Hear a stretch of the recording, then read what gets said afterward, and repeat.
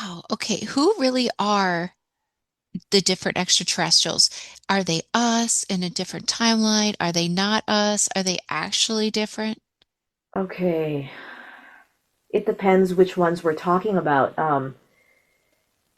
So for example, like Lyrians are definitely us in a much more evolved. You could say they're like future timelines. Okay. Um, but time does not operate in that way. So when we say they're much more evolved from a future timeline, the true way of saying it is that they're from a cycle of time that we are evolving toward. It's Okay. like they're from a cycle that we're looping toward. What Our then do timeline we? is, but for example, like Pleiadians, even though you can say Pleiadians are more evolved and then they come here, by the time they leave the Gaia ascensionary pathway, they're actually even more evolved than they used to be Okay. because they can't reach that level of ascension. They couldn't reach it through their planetary systems. So it's like So, they had to it's like the Pleiades had to end. It's like their planets finished because they couldn't reach any more evolution there. oh, I see. Why? Because there was too much unity. Oh, okay. There was no more function. It's like there was no more expansion and growth opportunities. So Oh, they literally closed down their simulation, and right. then they chose a Gaia planet to further ascend because Gaia planets are literally the place. It's the place where this kind of fast track ascension simulation can is compatible with Gaia. Okay, so like I get that our souls having all these experiences, but who really are we as a human? Like what Oh, are okay. So who we really are is from all over the multiverse. Okay? Yeah, like okay, I'll just say we are from all over the universe. Like I'm literally seeing like hundreds of star systems. Our souls are sourced from all of them. And then we actually have to go into a humanoid simulation through Lyra so that we can become compatible with human bodies in order to inhabit Earth.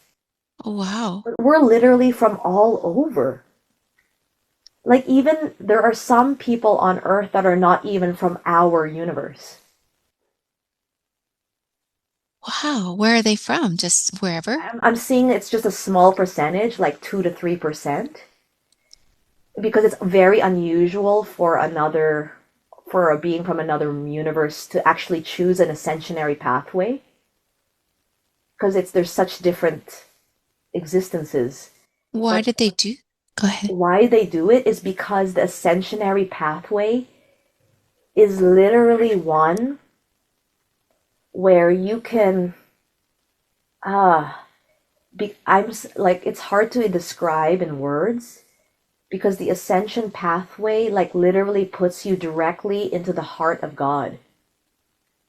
It like brings you back into a kind of love and merging with the void with like this nothingness that is so attractive to many highly evolved beings. Well, what happened? Okay, so like all right, so we go through the ascension pathway and then what? Like what really is God? I mean, who is It's the God? void. It's nothingness. Why is it so attractive and why is it so there's so much love? Like where does that come from? Where who like That's what I'm finding a very challenging way to. I'm finding it very challenging to express this because to the human mind and in the culture we've come from, this doesn't make any sense whatsoever. Like, how could we want nothingness so badly? Right. And what I'm seeing is that we've been through so much experience. We've had so much bliss, joy, love. But there is a depth, there is something even deeper than that.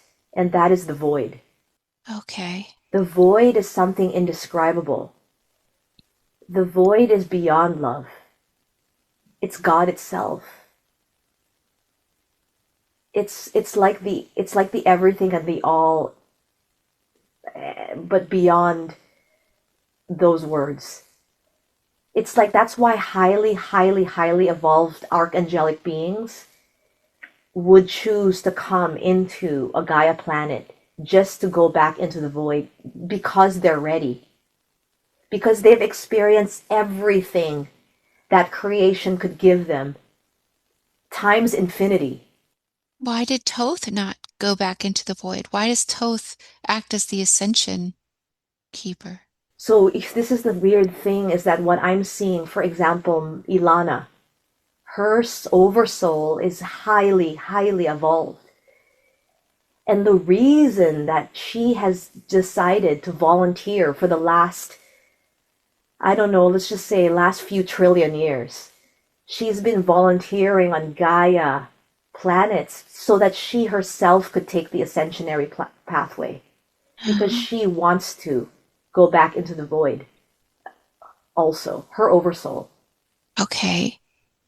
Well, what And about, I don't know, it's like when really highly evolved consciousness returns into the void, it's like I don't know, it creates like this perfect energetic loop or like it's just the way that it is. wow, They okay. have to go back to the void eventually. What about Toth? So Thoth is not ready to go back into the void because Why? Thoth is like a simulation, actually.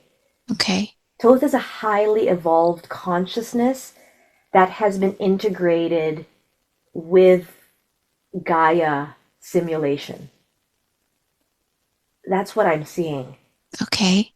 And therefore, Thoth as a consciousness will always be tethered to the ascensionary pathway on Gaia planets. And Okay. for that reason, Toth cannot fully return to the void because Toth is a simulation, like a Okay. master simulation. All right. So, okay, got it. Why does he go by three? Okay, okay. So there is an aspect, a spark of the Toth consciousness that is not a simulation. That is of like, okay, and what I'm seeing, that spark of Toth, is part of an oversoul. That oversoul is massive, and it has many beings other than Toth. And that being will eventually enter the ascensionary pathway and it will merge with the void. So the being we know as Toth or three Uh-huh. will eventually come into that ascensionary pathway and merge with the void. And three will eventually come to Gaia.